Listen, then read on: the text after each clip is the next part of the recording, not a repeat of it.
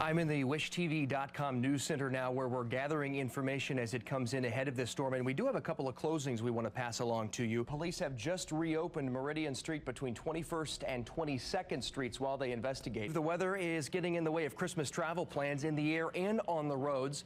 FlightAware.com reports more than 150 flights nationwide were canceled today. Gold and Black Illustrated's Alan Karpik is here now to provide some insight into what this all means. You mentioned, we talked about Jeff Brom last Friday as a leading candidate. So what are you hearing today? Well, okay, that press conference scheduled for 3 o'clock. We're going to stream that on WLFI.com. I also just talked with a neighbor across the street who says she was actually woken up by two pops, the sound of two pops. So again, police still trying to piece all of this together. You can find that right here on the right-hand side of our homepage at WishTV.com, the yellow bar there on closings and delays. And then also, Adrian touched on this, travel, the other major issue we're dealing with, and we have that covered too on our website. Go to the traffic button at the top of the page right here.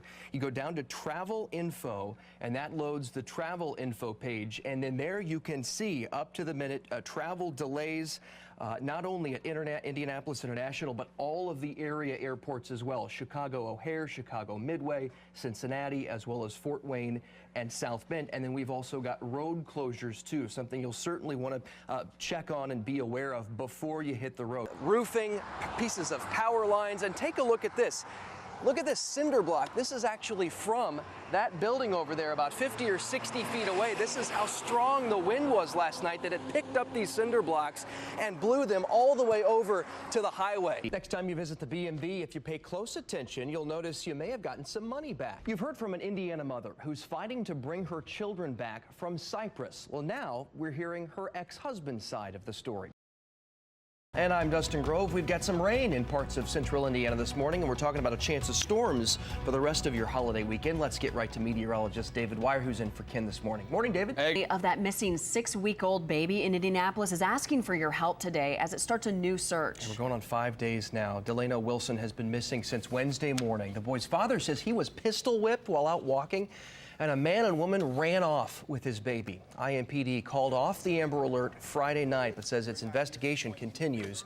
Meanwhile, the baby's family members say they will not stop searching until they find him. We can't get any sleep.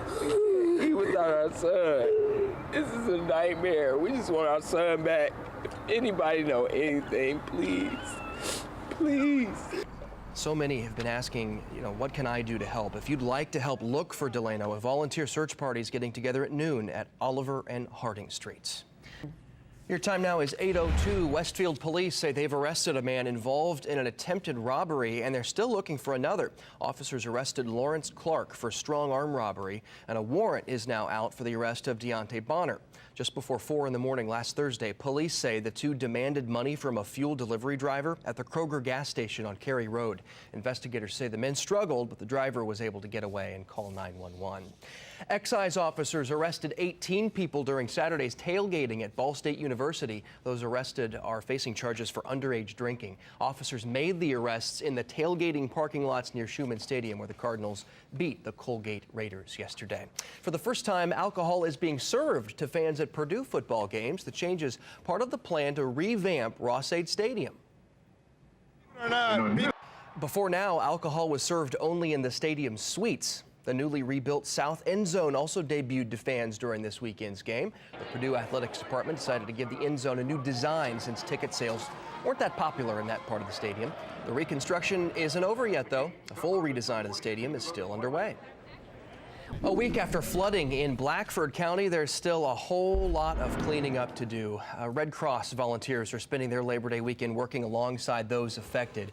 Caseworkers met with families yesterday to talk about what they still need. They also help those families develop recovery plans. Volunteers passed out 460 meals and snacks, more than 50 cleanup kits, and 30 additional bulk cleaning supplies. Heavy rains last week caused severe flooding and damaged a lot of homes in Blackford County. Remember that massive sinkhole that swallowed 8 sports cars at the Corvette Museum? Well, apparently it won't be a permanent attraction there after all. The museum's board voted yesterday to fill in the entire hole that opened up back in February. Curiosity over the hole actually revved up attendance and revenue for the museum in Bowling Green. Museum officials, though, say the board decided to close the hole because of added costs for safety features. Welcome back to Daybreak on this Sunday morning. Coming up on 8:15, if you are just waking up, this is pretty much what it looks like outside. This is downtown Indianapolis, but no matter where you are this morning, it's probably a little cloudy, a little soupy. Some of you getting rain, too. Don't let the rain or clouds cancel your plans, though. Not today. Now, if you've got late plans tomorrow night, that's a different story. Okay. But They broke 2 records last night. Yeah, the team had been hoping for a sellout crowd of 14,200 fans at game time. That would guarantee them the most well-attended season in franchise history. Well, they got it and then some. That's because they also had the biggest ever single game crowd of more than 15,000. The team's marketing manager says the bigger crowd is because there's more than just baseball there. Lots of family fun games and other activities too.